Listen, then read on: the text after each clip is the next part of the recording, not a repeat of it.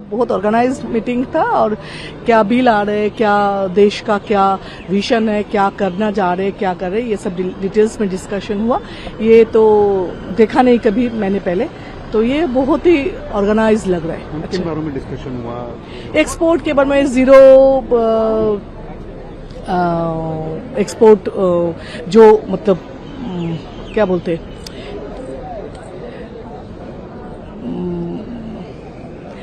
Tax zero, हाँ, उसमें जो बात हो रहे थे ये इतना टाइम ये करे, तो फिर वो और जैसे फिशरीज का नया डिपार्टमेंट हुआ उसका क्या बेनिफिट, क्या कर रहे हैं वो।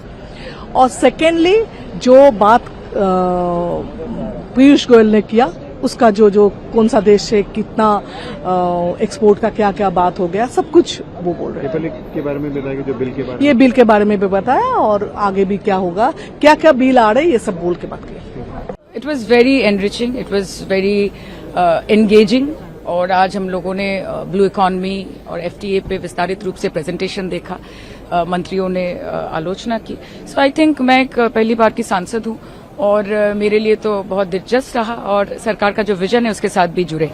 आज प्रधानमंत्री जी ने भी क्या एड्रेस दिया? नहीं, उन्होंने एड्रेस आज नहीं किया। जी, अगर बात करें जिस तरीके से चल रहा है, डिस्कशन नहीं हो रहा है, बच्चों पर पैलेट गन से जिस तरह की हमला किए गए बिहार या अन्य जगह, उसको लेकर बहुत नाराज है विपक्ष और यही बात है कि डिस्कशन नहीं हो पा रहा। आपको क्या उम्मीद है? मुझे लगता है कि अंडर एनी सर्कमस्टांस डिस्कशन होना बहुत जरूरी है। ये जो बिल आया है, भले ही सरकार का कोई विरोध करे, इस बिल का विरोध जो बच्चों के हित में है वो कभी नहीं कर सकता, लेकिन उस पर अगर आप चर्चा नहीं करेंगे, अगर उसमें से आप फीडबैक आपका नहीं मिलेगा, सजेशंस नहीं आएंगे, विस्तारित रूप से आलोचना नहीं होगी, सरकार की जो कार्य प्रणाली है उसके बारे में हम बात नहीं करेंगे। मुझे लगता है कि बच्चे भी चाहते हैं कि रिफॉर्म्स पे डिस्कशन हो। वो पॉलिटिकल डिबेट नहीं सुनना चाहते, वो जानना चाहते हैं कि सरकार का क्या विजन है, वो कैसे पेपर लीक को रोकना चाहती है, वो कैसे सख्ती से पेश आ रही है।